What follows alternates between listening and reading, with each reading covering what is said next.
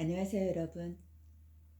요즘같이 외부 환경에 의해 삶이 정체되고 또 계획했던 일들이 뜻대로 되지 않을 때, 또 어디로, 어떻게 사는 게 좋을지 모를 혼란스러운 마음이 들 때는 그동안 못 해본 취미 중에서 해보고 싶었던 것을 찾아서 적극 몰입해보라고 조언하고 싶습니다. 저는 오늘 세 번째 오디오북을 녹음하지만 연초부터 계획했던 이 즐거운 마음이 참 좋습니다. 리스트 해보고 싶었던 것 중 하나가 음악다방 DJ였거든요. 예전엔 다방도 그것도 음악을 틀어주는 다방이 따로 있었고 거기서 신청곡을 받아 틀어주는 DJ들이 있었는데 음악을 좋아하고 또 문학에 관심이 많았던 저는 그런 일도 해보고 싶었었습니다. 저의 취미는 여러 가지가 있지만 그중 책을 소리내어 읽어보는 취미 같지 않은 취미가 있는데 녹음을 해서 들어보니까 다소 엉성하고 또 낯설어서 또 민망도 하지만 남의 컨텐츠만 보고 듣다 내 목소리를 들어보니 조금 쑥스러우면서도 재미가 있더라고요. 여러분들도 요즘 전보다 혼자만의 시간이 많을 테니까 예전에 못 해본 나만의 해보고 싶었던 무언가를 찾아 해보는 그런 시간을 가져보십사 권합니다. 오늘은 세 번째로 톨스토이의 책 한 번 더 해보겠습니다. 여기서 제가 소개한 책들은 톨스토이의 많은 책들 중에 제가 읽어보고 또 간단하지만 그 안의 내용은 깊고 깊어 읽고 난 다음에는 전과 조금은 다른 삶을 살고 싶어지게 하는 그런 내용의 책들입니다. 나는 누구인가 또 어떻게 살 것인가 등을 생각하게 하곤 하죠. 여러분들도 분명히 이 글을 읽고 나면 처음과는 조금 변화된 나를 발견할 것입니다. 왜냐하면 이 글을 시작한 여러분들은 이미 마음속에 사랑이 가득한 분들이니까요. 시작하기 전에 러시아 이름에 대해서 잠깐 좀 알려드리면 러시아는 이름이 굉장히 깁니다. 플레임을 전부 외울 수도 부르기도 힘들다고 하잖아요. 이름이 길어 톨스토이의 플레임도 레프 니콜라예비치 톨스토이고 전에 잠깐 언급한 제와벌의 작가 도스토옙스키도 플레임은 표도르 미하일로비치 도스토옙스키입니다. 이름이 너무 길어서 외우기가 힘드네요. 오늘은 톨스토이의 단편선에 실린 두 노인을 소개해 보고자 합니다. 여기 주인공들도 이름이 길어 저는 간단히 부르겠습니다. 예루살렘의 성지 순례를 가기로 한 두 노인이 있었죠. 에핌 타라시치 셰베르프라는 부자 농부와 에리세이 포도로프라는 가난한 농부였습니다. 에리세이는 어느 책에는 엘리사로 표기되기도 합니다. 저는 에리세이라는 이름이 좋아서 부르기도 좋고 또 선호해서 에리세이로 부를 겁니다. 에핌은 진중한 사람으로 진지하고 단호했으며 평생 나쁜 말을 사용한 적도 없고 마을에서는 장로를 2번이나 한 사람입니다. 결혼한 자녀에서 손자까지 한 집에서 살았으며 금전적으로도 여유가 있는 부자 노인이었습니다. 에리세이는 전에는 목수로 집을 떠나 살았지만 나이가 들면서는 집으로 돌아와 벌을 치며 살았습니다. 큰아들은 벌이를 하러 멀리 떠나 있고 작은 아들과 살고 있는 그는 부유하지는 않았지만 인정 많고 명랑했으며 때로는 술도 마시고 담배도 피웠습니다. 노래하는 것을 좋아했고 싸움이나 다툼을 싫어했기에 가족이나 이웃들과는 늘 사이좋게 지냈습니다. 그의 외모는 키는 작고 얼굴빛은 거무스름했고 곱슬한 턱수염을 기르고 있는 에리세이는 성경에 나오는 예언자 엘리사와 같이 머리가 벗겨졌습니다. 두 노인은 오래전부터 예루살렘의 순례를 떠나기로 약속을 했지만 모든 일을 손수해야 직성이 풀리고 부유하면서도 여행 경비 100루블에 대해 걱정을 하느라 떠나는 것을 미뤄온 에핌에 반해 에리세이는 어렵게 경비를 모았으나 떠날 때는 모든 일을 집안 식구들에게 맡겼습니다. 에핌은 길을 떠나 걷는 중에도 머릿속에 집안일이 떠나지 않았습니다.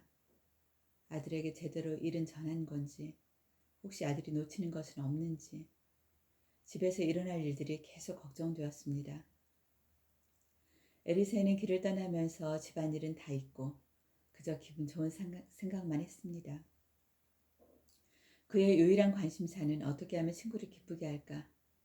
어떻게 해야 누구에게도 무례하게 하지 않을까? 어떻게 해야 평화와 사랑 속에서 목적지까지 잘 갔다 집으로 안전하게 돌아갈까 하는 것뿐이었습니다. 그래서 만나는 사람들에게 할 수 있는 한 정답게 대하고 또 신심이 깊은 말들을 전했습니다. 그렇게 함께 걷던 중에 에리세이는 지쳐 에핌에게 먼저 가라고 하고 자신은 물을 얻어 마시려고 어느 오두막 농가에 들렀습니다.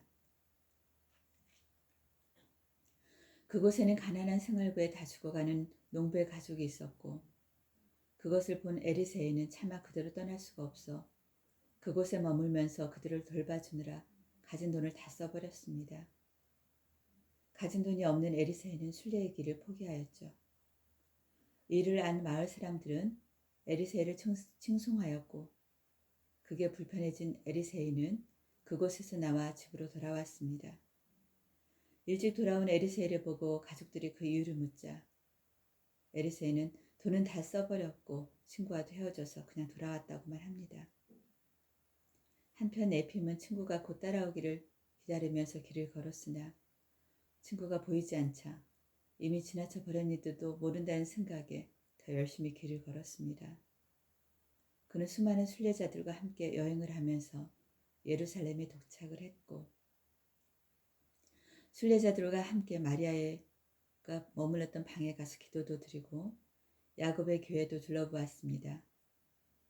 그러던 중에 에핌은 같은 숙소에 묵던 순례자에게 일루브를 빌려주었는데 순례자는 에핌과 같이 성지를 참관하고 돌아와서는 자기 옷을 뒤지며 소매치기를 당했다며 20루블이 없어졌다고 투덜대는 겁니다. 그 소리를 듣고 에핌은 저자는 처음부터 돈이 없었던 건데 자신이 꾸어준 1루블을 갚지 않으려는 수작이 분명하다고 생각했습니다. 그는 남을 의심하는 것을 죄라 생각하면서도 다음 순례를 할 때는 그에게서 멀리 떨어져 거리려 했습니다. 그러나 그 순례자가 에핌을 졸졸 따라다녔기 때문에 에핌은 자기의 돈이 무사한지 자꾸 주머니를 만져보게 되었고 머릿속에는 같이 동행하는 순례자들에게 돈을 뺏길지도 모른다는 생각으로 가득 차 있었습니다. 그는 그리스도의 발자취를 따라 순례를 하는 길이었음에도 마음에는 끊임없이 돈을 걱정하고 동행하는 수도사들을 의심하곤 했지요.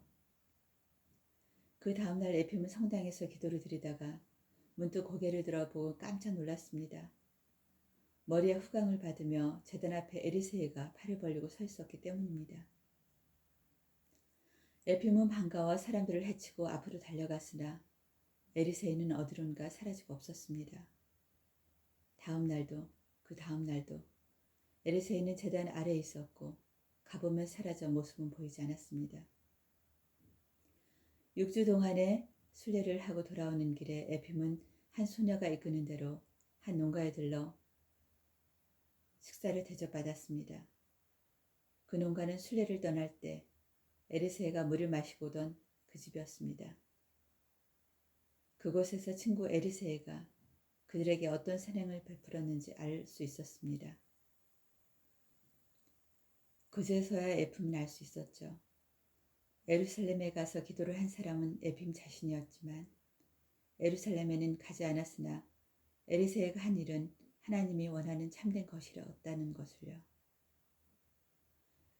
예루살렘에서 후광을 받으며 서 있던 에리세이의 모습은 분명 헛된 것이 아니었다는 것도요. 집으로 돌아온 에핌을 잘 다녀왔냐며 반갑게 맞이하는 에리세이에게 에핌은 말했습니다. 내 몸은 잘 갔다 왔지. 자네는 몸은 안 갔지만 영혼이 다녀왔더군. 에핌은 깨달았습니다. 이 세상에는 한 사람 한 사람이 죽는 날까지 자기의 의무를 사랑과 선행으로 다하지 않으면 안 된다는 것. 그것이 하나님의 뜻이라는 것을요. 돌스토이의 책에는 인간과 신에 대해 얘기가 많이 나옵니다. 그는 사랑이 있는 곳에 신이 있다고 생각했으며 오늘 소개한 두 노인도 한 명은 성지를 다녀왔고 한 명은 가지 않았지만 누구의 영혼이 성지를 다녀온 사람인지는 우리가 알 수 있죠. 저는 여기서 이 세상의 최고의 종교는 친절이다 했던 달라이라마의 말씀이 떠올랐습니다. 이 세상의 최고의 종교는 친절이다. 참 의미 있는 말이지 않습니까? 최근 아동학대 뉴스가 많았습니다. 사랑을 듬뿍 받고 살아야 할 어린 천사들이 학대가 웬 말인지 너무도 안타깝고 가슴이 아파 견딜 수 없는 뉴스였습니다. 이런 일이 일어나지 않도록 해달라고 많은 사람들이 청원도 넣고 릴레이 캠페인도 벌이고 관련 기사의 댓글로 애도를 표하는 거 보면서 세상은 참 살만한 곳임을, 너무도 좋은 따뜻한 사람들로 인해 세상은 돌아가고 있음을 느낍니다. 요즘 종교인임을 외치면서도 그 마음과 행동에 친절과 선행은 없고 자신의 이익을 위해서 신의 가르침과는 다른 삶을 사는 사람들이 많은 이때에 오늘 이야기 두노이는 우리에게 큰 가르침을 줍니다. 에핌과 에르세이를 통해 강한 메시지를 준 톨스토이의 명작 두노인이었습니다. 감사합니다.